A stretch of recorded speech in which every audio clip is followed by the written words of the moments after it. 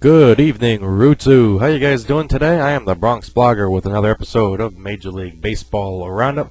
Today is April 16th, 2008, and it's a quiet day in baseball. We do have some sad news that we're going to go ahead and get out of the way first. This is from the Mets-Nationals game from last night. If you haven't heard it, a gentleman by the name of Antonio Narayansamy and a few of his relatives, including his two daughters, were leaving Shea Stadium yesterday after the Mets game, and he had the unfortunate happenstance of falling in a section below the left field stands, and he landed on the concrete floor. He was immediately taken to the hospital, and a half hour later he was pronounced dead. So a little bit of sad news. The Mets they held a moment of silence for Narayansamy before their game against the Nationals tonight. The fall is still being investigated, but so far there appears to be no what's the term? No wrongdoing. Probably just one of them freak accidents that happens. You know, big rush leaving the stadium. Everybody shoving everybody to get into their parking lot first to get out of there, and you lose your balance, your center of gravity shifts, and you make that fatal fall. Alfonso Soriano, outfielder for the Chicago Cubs, was placed on the 15-day disabled list today. Soriano was put on there after an MRI confirmed it was a right calf strain after he did a little two hop after making a final out of an inning in yesterday's game.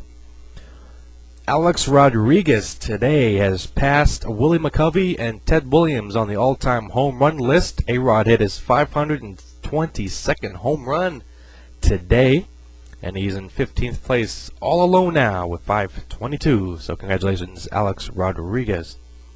And Brandon Webb was a star for tonight's Arizona-San Francisco game as the Diamondbacks defeated the Giants 4-1.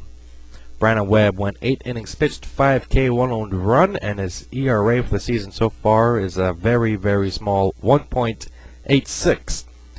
Webb 4-0. His counterpart Barry Zito, who has been a fantasy bust so far this year, is 0-4. Now there are lots of other games going on right now, including the Yankees game that's still going on. I want to run down these scores real quick. The Yankees are leading Boston right now, 3-2, top of the 4th inning.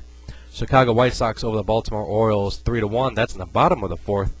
Detroit over Cleveland, 3-1. That is in the top of the 5th. Houston, Philadelphia, they're tied at 1, top of the 5th. Texas, Toronto, they're also in the top of the 5th. 2-1 in that game. Texas with the lead. Marlins leading the Braves, top of the 4th, 4-1. Then Washington Nationals over the Mets, 2-1, top of the 4th. And some games currently just starting. Cincinnati, Chicago tied at 0, bottom of the 1st.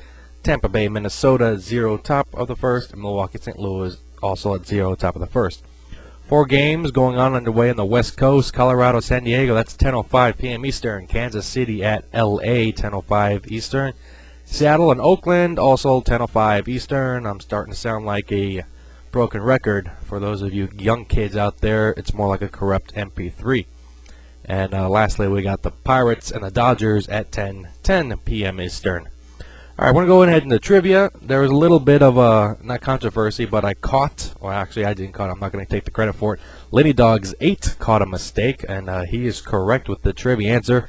And the question was, which rookie or which player has the most hit by pitch in a season in their first season? Or to rephrase it, what rookie owns the record for most hit by pitch in a season?